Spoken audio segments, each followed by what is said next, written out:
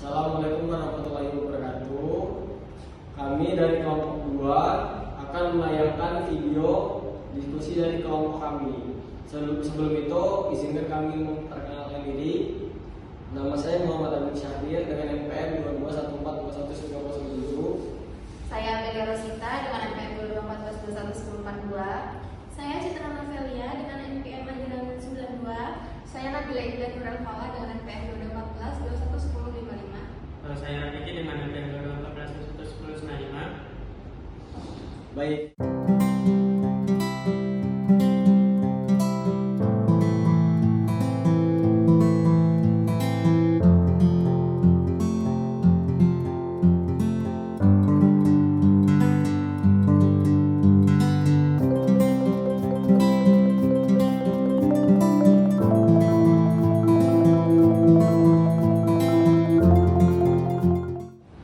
Selamat pagi semuanya. Assalamualaikum warahmatullahi wabarakatuh.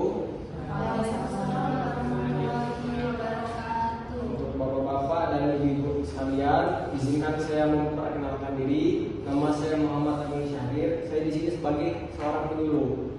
Saya akan memperkenalkan sistem irigasi tetes. Nah, kenapa saya ingin memperkenalkan sistem irigasi tetes? Karena dengan kita menggunakan sistem irigasi tetes tersebut, maka kita dapat menghemat penggunaan air dan juga dapat meningkatkan produktivitas hasil dari pertanian. Wah, menarik ya Pak ya. Oh iya, saya pernah dengar katanya saya dengar dari tetangga desa sebelah itu katanya mereka ini ya panennya bisa sampai 2 kali lipat. Emang benar Pak? Ya, benar sekali Bu, tapi itu tergantung dengan penerapannya. Oleh karena itu, pada pagi kali ini kita akan mempelajari bersama-sama bagaimana cara menggunakan irigasi tetes tersebut. Pak, saya kagum nih Pak. Soalnya berpuluh tahun kita menggunakan pengairan manual tanpa ribet, tanpa aneh-aneh gitu loh. Jadi apakah iya gitu loh cocok buat lahan kita yang seadanya ini? Justru mungkin saya penasaran Pak, bagaimana dengan apa benar kalau benar bisa menghemat air sama tenaga.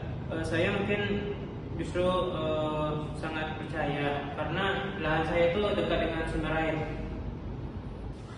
Saya rasa sebaiknya kita dengarkan dulu sih dari penjelasan Bapak Agung sebelum kita timbang baik buruknya. Jangan cepet-cepet ngomong dulu. Jadi kita nggak terlalu langsung gegabah atau menerima.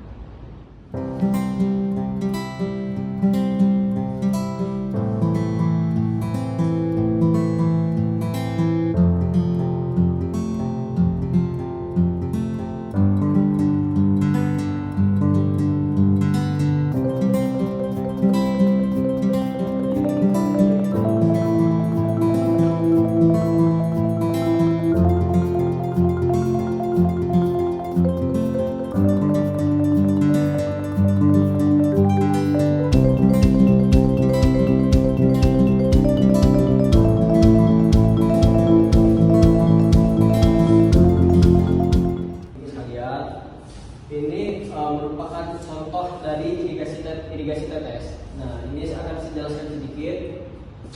Jadi seumpama ini adalah lahan milik bapak dan ibu gitu kan. Nah, dan di sini ini adalah alat utama dari irigasi tetes tersebut. Nah, jadi alat ini berupa semacam tabung penampungan air. Nah, jadi tabung penampungan air ini dia akan mengaliri air pada lahan-lahan sawah dengan menggunakan sistem pipa-pipa yang kecil gitu. Jadi untuk cara kerjanya, bapak ibu itu tinggal memutar tuas dari bagian utamanya, lalu kemudian air tersebut itu akan langsung mengaliri sawah bapak dan ibu.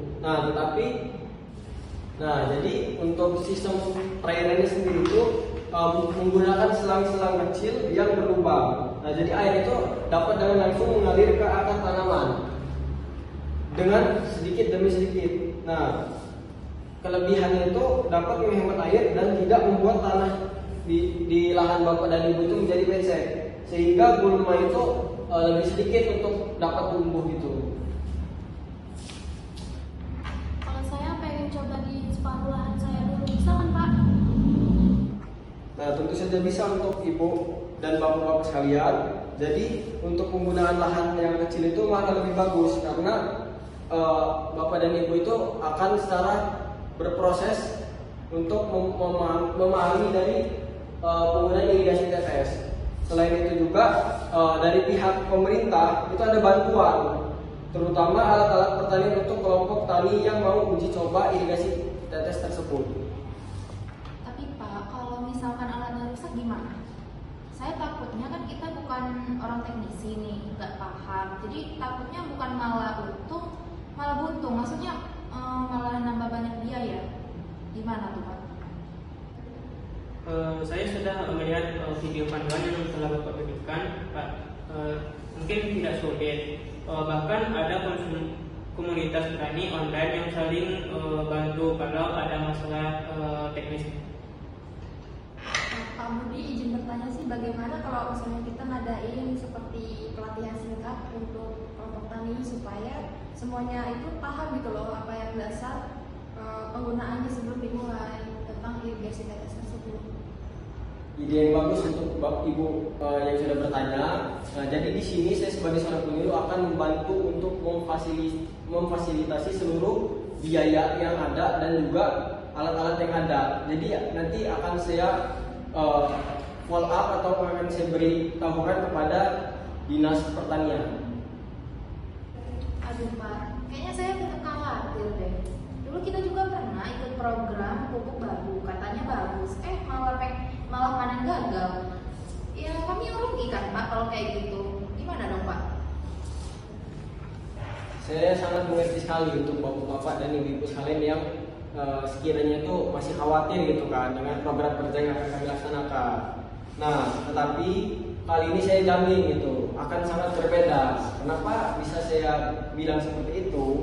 Karena tim yang kita mulai ini dari skala yang lebih kecil gitu. Jadi kami dapat dengan mudah untuk memfasilitasi serta mengawasi bagaimana berjalannya suatu program yang akan kita laksanakan gitu. Selain itu juga saya dan tim akan dengan senang hati akan untuk mendampingi bapak-bapak dan ibu-ibu sekalian jika benar-benar ingin mengikuti ataupun mempelajari sistem irigasi tetes tersebut. Nah, tapi bukan hanya itu saja. Jikalau alatnya nanti memang mengalami kerusakan dan bapak-bapak dan ibu semuanya mengalami suatu kerugian, kami sebagai seorang penyuluh akan membantu mengenai masalah tersebut gitu. Oke, kalau berhasil ya kita lanjutin bersama-sama. Nanti kalau semua gagal ya kan kita udah tahu tuh apa kendalanya gitu.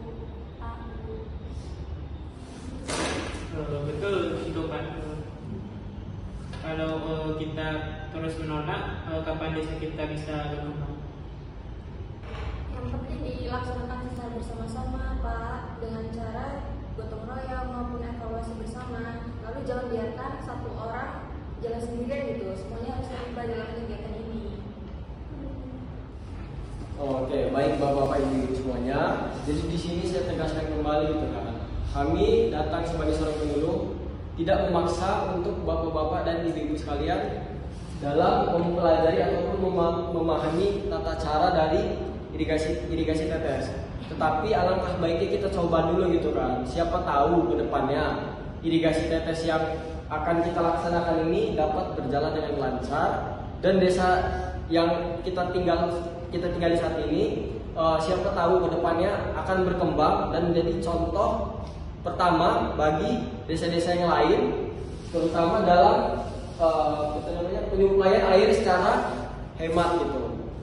Baik bapak-bapak dan ibu sekalian, harap diperhatikan. Jadi di sini saya akan menjelaskan secara detail bagaimana cara kerja dari sistem irigasi tetes. Jadi di sini ada tabung penyimpanan air yang sudah saya jelaskan tadi. Nah, dan di sini ada lahan sawah. Jadi jika kita ingin menggunakan airnya, maka kita akan membuka keran di bagian sini. Nah, dengan kita membuka keran, di sini akan air yang terdapat pada tabung tersebut akan dialiri melalui pipa-pipa ke lahan sawah yang bapak ibu miliki. Selanjutnya, sisa air tersebut itu akan keluar dan bisa mengairi pula tanaman yang Bapak Ibu tanam di luar lahan sawah. Seperti contohnya itu kan bisa tomat, bisa cabai, dan lain sebagainya. Nah, jadi untuk penggunaan air itu, sekali kita menggunakan air dapat membantu Bapak dan Ibu sekalian menghemat air. Jadi air dan sisa-sisa dari lahan sawah itu tidak terbuang dengan sia-sia dan juga tidak menimbulkan hama yaitu gulma yang dapat merusak hasil dari tanaman padi Bapak dan Ibu. Itu nggak serumit yang saya bayangkan ya, ternyata nggak perlu mesin besar, jadi ya nggak bisa juga sih sebenarnya. Bu Abel, saya akan bagian lingkungan gitu ya biayanya. Jadi apakah sistem irigasi ini cocok atau enggak untuk kita pakai nanti?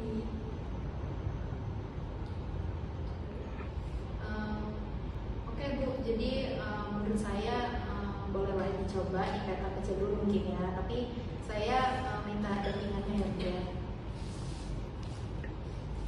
sekali untuk bapak-bapak dan ibu-ibu semuanya.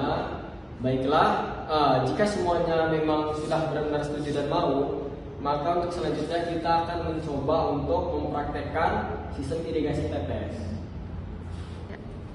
Saya lihat pendekatan Pak Budi ini sangat penuh cerita dan contoh nyata, sangat membantu kami dalam memahami materi yang Bapak kasih pada kami. Iya benar, jadi tantangan terbesarnya itu ya meyakinin teman-teman ini, tapi dengan pendekatan yang tidak menggurui itu malah bisa lebih diterima.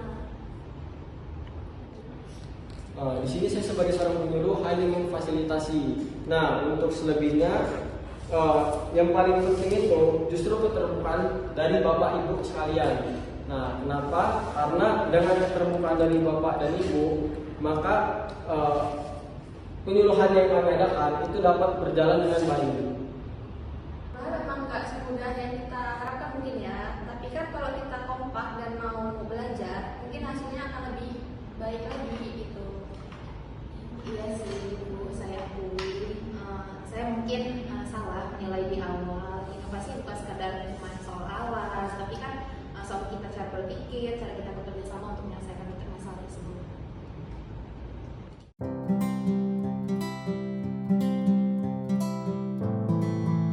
Strategi komunikasi partisipatif dalam pengukuhan teknologi irigasi tetes di desa. Pengertian strategi komunikasi partisipatif, pendekatan komunikasi yang melibatkan masyarakat secara aktif dalam setiap tahap kegiatan, mulai dari perencanaan, pelaksanaan, hingga evaluasi. Fokus pada dialog dua arah untuk membangun kesepahaman bersama. Alasan kami menggunakan strategi ini, kami memilih strategi komunikasi partisipatif karena yang pertama, masyarakat adalah pelaku utama dalam penggunaan teknologi ini. Yang kedua, untuk memastikan teknologi irigasi tetes sesuai dengan kebutuhan lokal. Yang ketiga, agar terjadi transfer pengetahuan secara merata dan berkelanjutan. Dan yang terakhir, untuk membangun rasa memiliki dan tanggung jawab atas sistem irigasi yang diterapkan. Pendekatan partisipatif yang kami lakukan, yang pertama musyawarah desa untuk mengenalkan teknologi dan mendengar pendapat warga. Yang kedua, diskusi kelompok untuk menggali kebutuhan dan harapan petani. Yang ketiga, demonstrasi lapangan agar masyarakat dapat melihat langsung manfaat teknologi.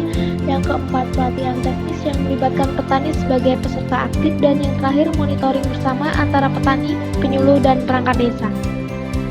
Ciri komunikasi partisipatif dalam kegiatan ini, yang pertama dialogis.